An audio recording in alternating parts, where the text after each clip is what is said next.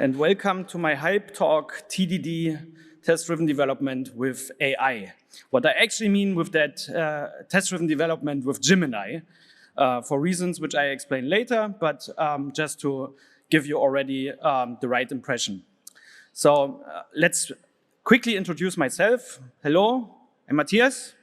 I am currently a senior engineer by day at Termondo, not like the slide suggested, like Lichtblick SE, that is in the past. The present is Termondo. So I am also a Rust dilettante in my free time, so I actually like to do Rust, and this has a couple of reasons, so you can also poke me about that afterwards. And I organize some stuff in Berlin. I'm doing the meetups for Kotlin, for Rust, for the Extreme Tuesday Club, which is just a nicer way to say extreme programming. And I'm also happily part of the GDG Android, which you might have visited the booth here already at the droidcon. And I hope you already got your badge, which I have as well. If not, go to the booth and try to get one, as long as the droidcon is still running. It's not that long anymore. So, and lastly, I'm a coin champion. Nobody knows that. So, what it means, I can explain you also afterwards, but, well, I am. And if you want to connect me, you have the possibility via this nice QR code, which will directly direct you to my LinkedIn profile, so you can add me there, and we can have nice discussions. So, and, okay. Let's quickly make some expectation management for today, what I will talk about. Of course, it will be not so much about if we want to use AI, maybe it is a little bit about, but my main focus is more on how we can use it. And then we come to the if, because normally people tend to discuss more about the if before we discuss the how. So second of all, I try to give you some simple hands-on cases, so which I used in the past for some private stuff, not for my working stuff, for reasons. And last of all, what I want that at some point a more structured discussion starts, not only in the XP community in general about this entire topic, because I think, or what I observed over the last couple weeks, months, and even years is that this AI topic is discussed everywhere and nowhere at the same times with a lot of uncertainties and a lot of assumptions without actually having some facts or tried it out or whatever. And there's much more, but that are my personal key points. So, and what I will speak about in the beginning is some essentials on TDD. Who is actually doing TDD in his actual work? One person, two person? Yeah, quite some. That's good. That's good. So I will explain you why I use Gemini and not something like ChatGPT or GitHub Copilot. There is a reason for that. And I think you want to know that, because otherwise you think, this guy is crazy, why that, and not the other ones. And then I want to come to how to do it with TDD in a real life example. It's not so much real life, but it's the closest I came up with. And then I try to open up a discussion and also have some points of criticism, of course. So, and a big shout out to this nice person, Valentina, because she actually gave me the courage to try it out myself. There was a nice AI talk at the beginning of the year from her. And she actually spoke exactly about the same topic. And interestingly, after I done it myself, I came to very similar conclusions. She has also a very nice YouTube video, which you might want to check out. But just that you know, I'm not the only one who's speaking about that, and I'm certainly not the first one. So, and just to say also some word upfront about the entire topic, because for me personally, I feel like it was more a thing out of fear to start dealing with that, because it's a very high topic, right? You hear from everywhere, oh, it's so great, it will replace all the developers in the future, and so on and so on. And then you watch something like the Google I/O, and they show you all the nice videos, how great Gemini and whatsoever is, and whatever it can do. And you're sitting there as a developer, and you think, oh, well, do I have a job tomorrow or next year or in 2 years? So that was for me one main point to actually really try it out and not only thinking about it. And another really big point for me was as well that I got also a little bit curious because everybody is using it around me. Except me, and people say, oh yeah, I got more productive with it, it made my life easier, so I also want to try it out. But coming back on the point of fear, let's speak about TDD. Because why I'm doing TDD is mainly exactly out of that, fear. Because I fear I do something wrong. And if I going into the TDD cycle, I minimize the possibility that I actually do something wrong. So it's for me more, it's not like only a coding strategy, it's for me more a strategy to deal with myself and my anxieties and my fears and whatsoever. And that's very important. Because I think everybody who's doing that has a similar motive to extend. Second thing, which is for me very important, is feedback. Because if you are normally in a development cycle and you work more like with either development-driven tests or even don't do tests at all, you get at a very late point feedback if your implementation even works. If you do TDD, it's quite the opposite. You get right from the get-go feedback if the thing you are actually implementing works the way you think it does. And that's important. And that's very important for me as well. I'm lazy. I don't want to put more effort into something than I have to. And TDD helps me with that as well, because if I have the requirements clear for the unit and, or maybe the entire system, TDD protects me to do more than I actually have to. I just do the steps I have to do, nothing else. So I reduce actually my workload, hence I'm getting more lazy. And it's fun, and that's the weird part, right? When I started with TDD, I didn't get why people were like, oh yeah, when it's green, I'm totally happy.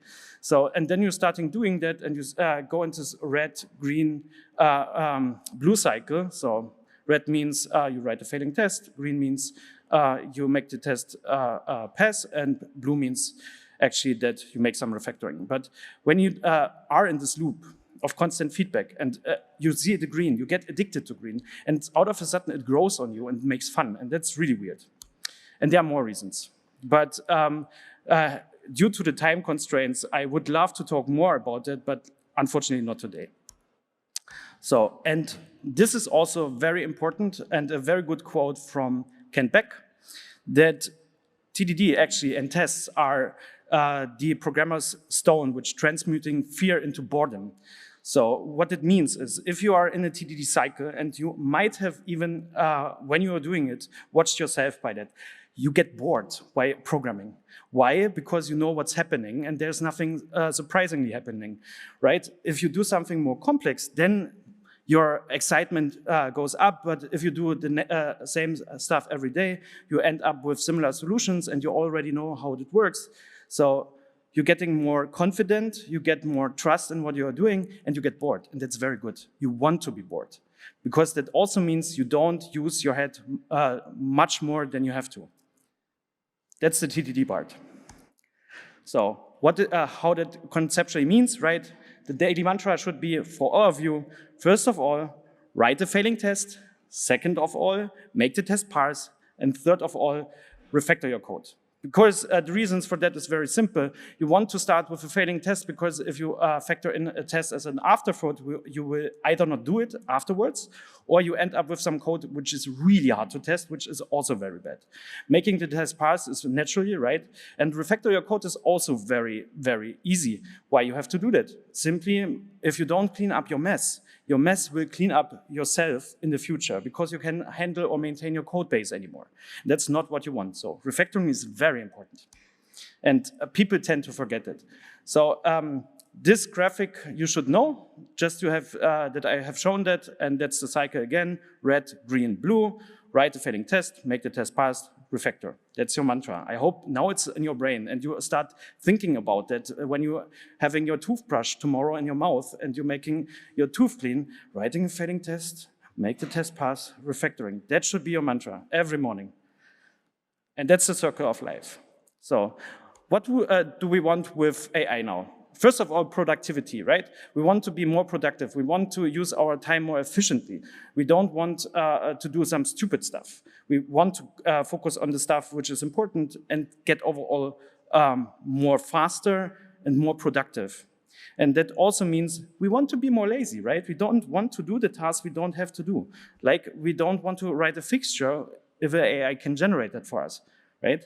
And the last thing is, what I already said, we want to focus on the important stuff. We don't want to think about, oh, how I fill the data structure with values. No, we want to think about how actually the algorithm works, which we try to implement right now.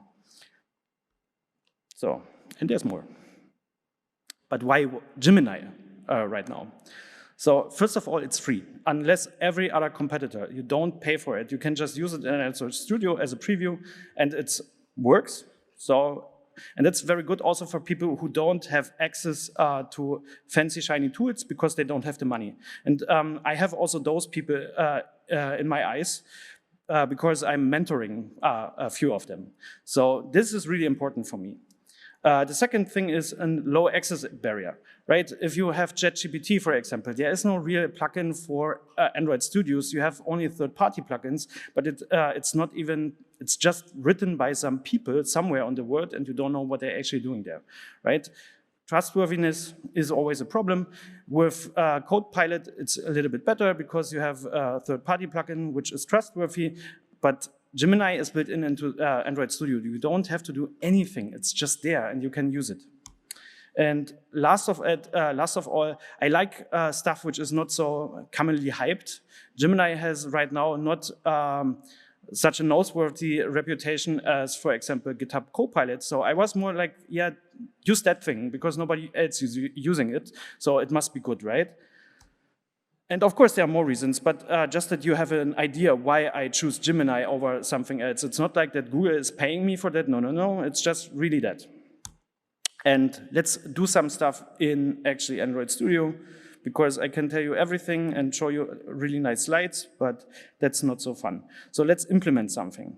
And as I said, we start, of course, with the TDD cycle. Let me go in presentation mode before I forget it. That's better, right? You can see everything. Very good. I just need to find my file folder. There we go. Because the first thing we will implement is something very easy. We have something we call on an API. That's what we do as Android people, right? We're calling an API, fetching some data, maybe store it in a local database, and then print with the data some buttons or images. And something similar I want to do here right now. It won't be that much because we won't do more than actually the repository implementation, maybe also the local database implementation, but I think then the time is already up, unfortunately. But let's start with some tests, right? Let's call it, it's about movies. I have already, as you see, the book implementation. Let's do movies. We love movies. Remote, spec. And I called it a spec because I think specification is more what I'm aiming for. I'm not aiming so much to for a test. I'm more aiming to specify the thing. Oh, that's bad. Specify the thing what I'm actually doing. Can we do something about the monitor? Where's the technic? He's hopefully not gone. Okay. So the first test, and here I'm really weird. The first test I'm normally writing is something to prove that I actually use a specific interface. That's something you don't normally see. That's very typical for me. So just that you know that, and why somebody just, oh no, and my laptop crashed. Wait, I have a second one.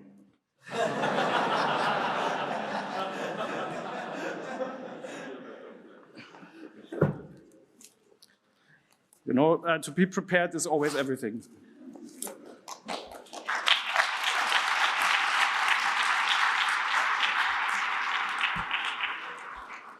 So 1 second.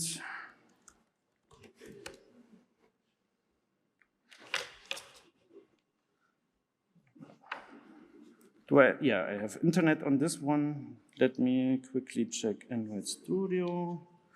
Android Studio is here. Oh, wait.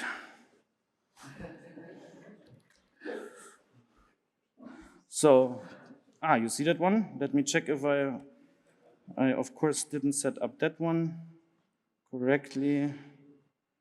Let me quickly set up the presentation mode. I was a little bit lazy. No, I did. So, perfect. So, yes, we were at this point. Let's try it again. I'm super sorry. You know, that's the risk if you do live coding, out of a sudden something doesn't work. So, I already did here something, unfortunately, so let me just delete that and do it again. Because that's what we do, right? We delete code and do it again. That's called, what's that called? It's refactoring, right? Movies, remote spec. So let's do it again. So what I was talking about was exactly that. I write a test, which says fun something something.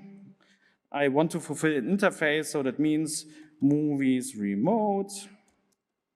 If I could just type remote fulfills. I can't type anymore. I'm super nervous right now, you see that? Movies remote contract. I set up a contract already. What I mean with a contract is very easy. It's just a nicer term to say I have an interface. So just that you see that, remote contract. And that's the actual contract we want to fulfill. It's very simple, right? It's just one method. Actually, that should be a fun interface, I guess. That would have been known, of course, by Gemini. And let's do that. So now I need just Gemini enabled. Let me quickly set it up, because that I definitely forgot. On this laptop, on the other one it is. Gemini. We need another shortcut. Let's take this one, if he lets me. Yes, we don't need Git at all. We need Git right. So that works, perfect. Let's go back in presentation. Open Gemini, hooray, that looks good. Let's try to generate this test, right? Gemini already has the context on the project that's enabled for that thing. So actually it should see the code in theory. It should know all the interfaces I define, and more important, it should actually know all the code I have already written. And you see, I just deleted the test before, which had been already there. So in theory, it should actually just copy paste what was there. And let's try that. Write me a test for the following, right? That's even with typos, lovely. And that should do something. It does something. Does it the right thing? Just an explanation. So it doesn't really work. So it's unfortunate, but not unexpected, because of course I tried it before. And if you see, if I typed it now by hand, because I have a very fancy annotation library and all this good stuff we want, movie remote fulfills. I can copy paste the contract. And that's actually what I wanted to see from the thing. Class. Is it just me, or is it not synced right now? Yeah, unfortunate. So we need to do that. And somehow Android Studio really doesn't like me today. So, because normally what you see right now should be seen right now. This should be red. Let me go back. This should be red, right? This should be yellow. This should be in actually the color, but somehow it doesn't find the dependency, and it's struggling with the analytics step. I'm not sure, because I actually synced the project already. Maybe let me check the other computer. Maybe he's back. You never know. It's did you actually know? And that's also really a fun fact. That with one time you can open something in IntelliJ, it completely doesn't work. Then you open it in Android Studio, it works. And then you open it in IntelliJ again, and it also works. That's really weird. sometimes how this IDE stuff is behaving. And of course, Android Studio just crashed on the other computer. That was the reason. So let's try again. And the entire computer is actually crashed. Perfect. So you see, it's updating something. No, you don't see. I see. There we go. So we were exactly here. Let me quickly write that. Super sorry for that. Again, that's just a fun thing if you do something live. So let me maybe skip that step. Actually, what I wanted to show you in the end here was that now everything is starting up, is that the test's not really working. So, and that's actually unfortunate because that's the important part, right? You want that the AI writes for you the initial tests, especially when they are super simple, with all the setup and so on. But believe me, or you have to believe me right now, I'm super sorry, that, that it only works not so great. Or let us try again. Maybe it's now working because it's out of a sudden it does something, right? What we call that thing, let me quickly copy paste. I love copy pasting so much. Full fills, the contract, please don't work now. Don't have me lied. So let's open Gemini again. So, and did you also see something? Oh, come on. Again. It really doesn't like me today. I'm not sure why. So you see Gemini, you see all the good error messages. That's all what we want. Write me a test for maybe that. No, we want that thing, right? Let's try again. I try to hurry up because time is running. So that's super embarrassing, you know. Okay, wait. Oh, it did something. And it's actually right this time. Amazing. You see that? It's not quite as short as I wanted to have it, but it's fair enough. So, my bad. So that's actually right. If we had the assertions, and actually it does the right thing here. Amazing. That's also the fun part about AI stuff, right? You try something one day, it doesn't work. You try it the next day and it works. And you try the day after, it doesn't work again.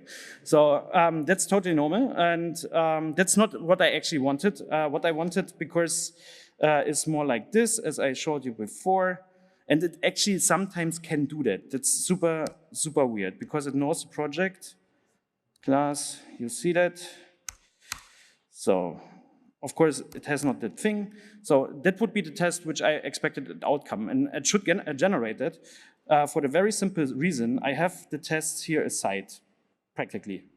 So because I was super prepared, you see that's the test I wanted to have generated. And Gemini even knows that because it's a side of that. It even has the same name. Weird, right? So now let's come to the next step because time is running. Let's do some production code.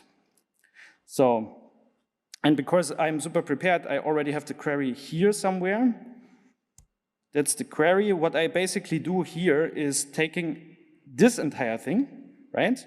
We assume now we have already written all the tests. If I can tell you also right now, if we would make that incrementally, it doesn't work because it starts to make something really weird stuff and it only works quite well once you have the entire test set. So it actually breaks here the TDD cycle. That's a little bit unfortunate. But once you have everything, you can then type something, oh yeah, please take this test set, please take this interface, and please take this collaborator. So the dependency you have. In this case, it would be the movie API client. We can submit that to Gemini, and out of a sudden, we get some implementation, which actually is right. And that's also very amazing and very short. So what we can then do here is, first of all, we write the movies remote, which I already have. Amazing. I forgot to delete it as well. I'm getting old. So I take the reserve thingy, which I already have here. That's the test we want to run, because that's the important stuff to hear. These, you need to believe me that these tests are running and working. So even though you didn't go with me through the entire circle, it actually should do the right thing. So, and I need all the imports. So don't mind something like this. That is just some house-made libraries to make the testing life easier. And that's it. So, and it crashed again. Can you believe that? What's happening today? No. Okay, then plan B.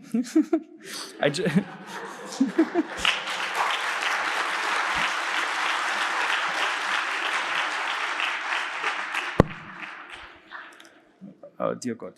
Now I just need to tell you what should happening right now, right? We would have run now the tests, and of course the test would succeed. And I'm just waiting that the computer gets back for the rest of the presentation. So, and it would then do something. No, the test would succeed and we would be happy, right? Then we would have had a second example, which I couldn't show you right now, which is a little bit more complex, but does a little bit more. So there are two collaborators and they're playing with each other. Basically what it is a use case. So, and we also had a test set, which is correct. But there, out of a sudden, it doesn't work anymore. The third example would be refactoring, and that's really unfortunate because it can do actually very good idiomatic code if it's just a small piece. So if you get a little bit more complex, then you have the same problem as before. Let me see if I have the presentation here as well. I should have. So yes, that looks good. Maybe the other laptop comes also back. It would be also nice, because here I have to make this one, open it. Yes, you saw that slide already. This version of the slides is unfortunate, not with fancy animations. Anyways, refactoring. There I stopped. And refactoring, if you do something with more collaborators than one, it actually fails. It even produces wrong code.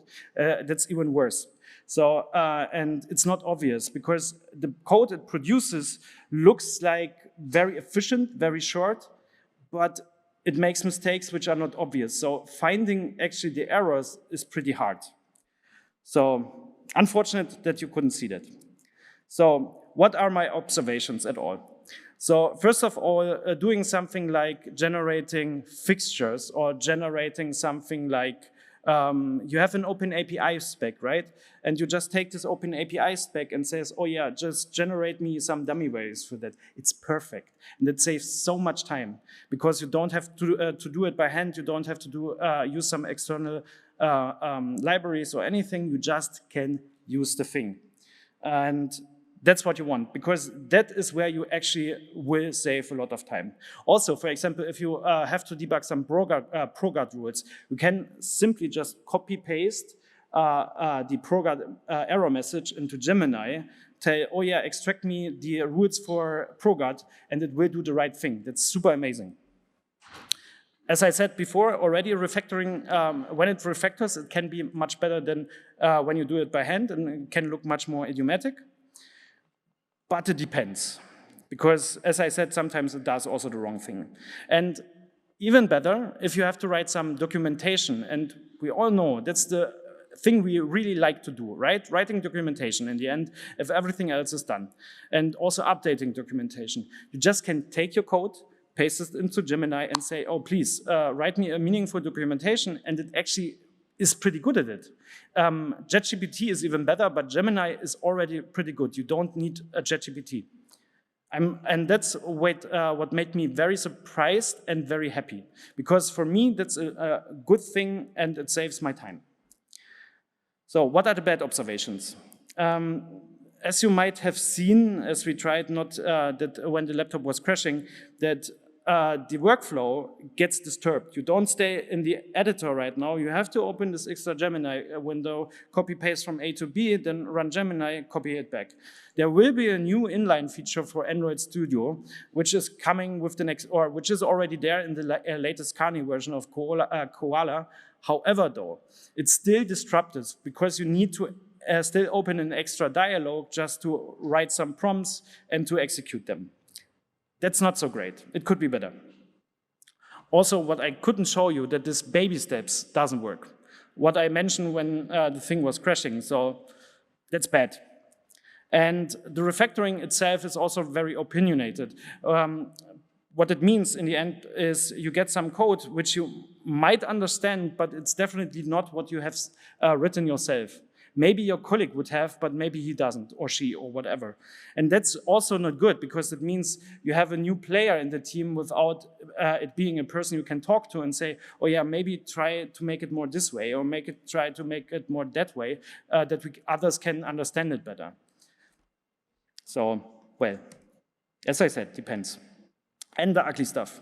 The red face doesn't work, so writing tests with it depends how complex the tests are, but once you reach a certain threshold of complexity, it simply doesn't work. It even works really bad with Kotlin multi-platform currently. So if you have because it needs a certain test setup, especially if you deal with fakes or with mocks, it can't really do that, so you don't get anything out of it. And actually, it takes more time to debug the generated code than write it yourself in the first place. So it's more like hurt than actually an improvement. So also, if you then go in the implementation phase and you have something generated out of it, you will quickly see that the implementation it comes up with decays very quickly the more you increase complexity in your tests, which is also really bad. And last of all, once you start debugging the prompts, you're not focusing on the actual thing you want to focus, your implementation or your entire circle. It's just now then about the prompts. It's not about the actual product you are doing. So that's, for me, also a very, very negative point, because that brings you really far away from the work you actually want to do. So, conclusions. And I can recommend you to read that. It's very short, from Git Clean. It's just a small white paper about coding with Copilot, and they come up with some very interesting conclusions. First of all, the amount of refactorings which happening normally in a product decreases. How they measure that is simply by looking how much code was moved from A to B, because that's a very strong indicator that refactorings are happening. So second of all, the amount of copy-pasting code increased, which is also not very good, because that means we're starting to repeat ourselves. And last of all, there is an increase of code crunch, which also means that people tend normally to revert commits they earlier did. That's also something you don't want to have. And overall, that's the conclusion, that the code quality, which is actually produced with something like Git Copilot, is actually decreasing and not increasing, like GitHub is claiming. That's bad. That's not what we want. We want good code with less effort, and not less effort and less good code. So, and for me, my personal takeaways are, for simple cases, productivity increases. So as I said, with the fixtures and so on, I would definitely use for it. I would use it for documentation, because that's time consuming. That's nothing where I need my brain for. But for complexity, it doesn't bring me any value. I'm actually getting slower.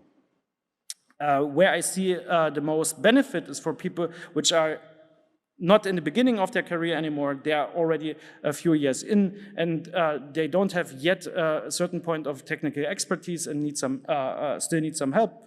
And there I see really a great benefit, where they can profit in productivity and speed improvements. And even better, you can chat with Gemini and ask it questions.